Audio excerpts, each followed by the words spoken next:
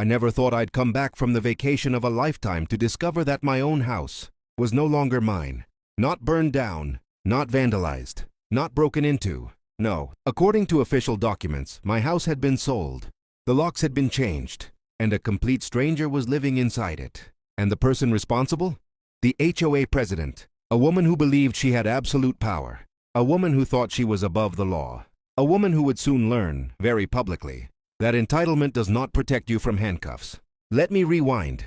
I'm a 38-year-old software consultant from Arizona. No inheritance, no handouts, no rich parents. I worked my way up from sleeping on a friend's couch to owning a modest but beautiful 3-bedroom home in a gated HOA community. Was it perfect? No, but it was mine. I bought it 6 years ago, fully paid off after years of overtime, freelance gigs, and saying no to vacations I couldn't afford. Ironically, the first real vacation I ever took would nearly cost me everything. Her real name was Linda Whitmore, but everyone in the neighborhood called her Karen, not behind her back, but quietly, with fear. Linda was in her late 50s, always dressed like she was attending a board meeting even when walking her dog. Clipboard, binder, rules highlighted in neon yellow. She became HOA president shortly after I moved in. And from day one, she hated me. Why? Because I didn't conform. I didn't decorate my porch for every HOA-approved holiday. I parked my car 1 inch too close to the curb once. I planted native desert plants instead of HOA-approved grass. And worst of all, I questioned her authority. The violation started small. Trash bin left out 15 minutes too long. Garage door open after 8 p.m. Unauthorized Amazon package visible from the street. Each violation came with a fine. 50 dilo, 75, 100. I contested them, politely at first. I quoted HOA bylaws. I asked for evidence. That's when Linda stopped pretending. At one HOA meeting, she leaned forward, stared directly at me, and said, "You don't seem to understand how things work here." The room went silent. Then she added, "If you don't like it, maybe this isn't the community for you." That wasn't a suggestion. That was a threat. Fast forward to last year. After 6 brutal years of nonstop work, I finally planned my dream vacation. 3 weeks in Thailand, Bangkok, Chiang Mai, island hopping in Krabi. I notified the HOA as required. I hired a house sitter, paid my HOA dues 6 months in advance, set up mail forwarding. Everything was airtight, or so I thought. Week 2 of my trip. I'm on a boat off the coast of Phi Phi Island when I check my email. Subject line, final notice, property line enforcement. At first I laughed, then I opened it. The email claimed I owed $3,200 in unpaid fines and administrative fees.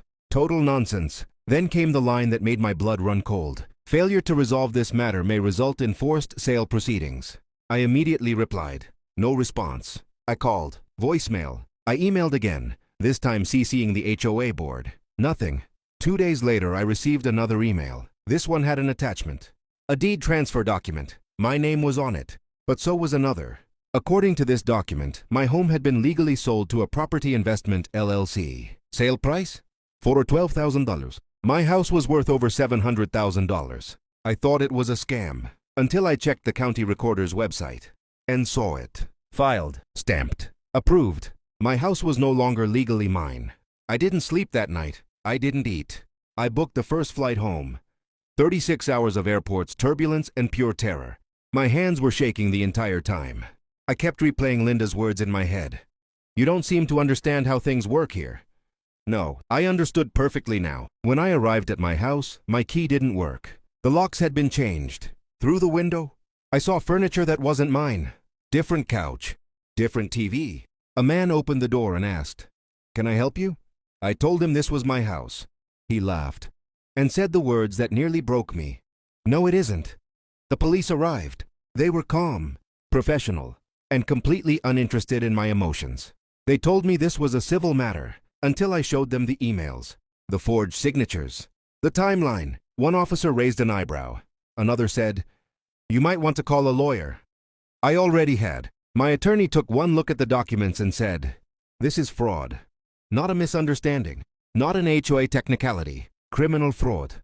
Turns out Linda had forged my signature, fabricated violations, created fake lien documents, colluded with a shell company. She thought being HOA president made her untouchable. She was wrong. 2 weeks later, early morning, I was standing across the street from the HOA office. Police cars pulled up. Then another. Then another. Linda tried to argue. She tried to scream. She tried to pull the authority card. But authority doesn't work on handcuffs. She was arrested for fraud, forgery, identity theft, abuse of authority, conspiracy. The entire neighborhood watched. Some cheered. Some filmed. Linda didn't look powerful anymore. She looked terrified.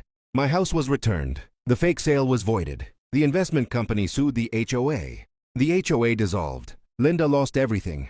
Her job, her reputation, her freedom. She pled guilty. 3 years in prison. Here's what this taught me. Entitled people don't see rules as boundaries. They see them as weapons. And HOA Karens? They only stop when the law reminds them that they are not kings. So if you ever think one person can't ruin your life with paperwork and entitlement, remember this story. Because my house wasn't stolen with a crowbar. It was stolen with a clipboard.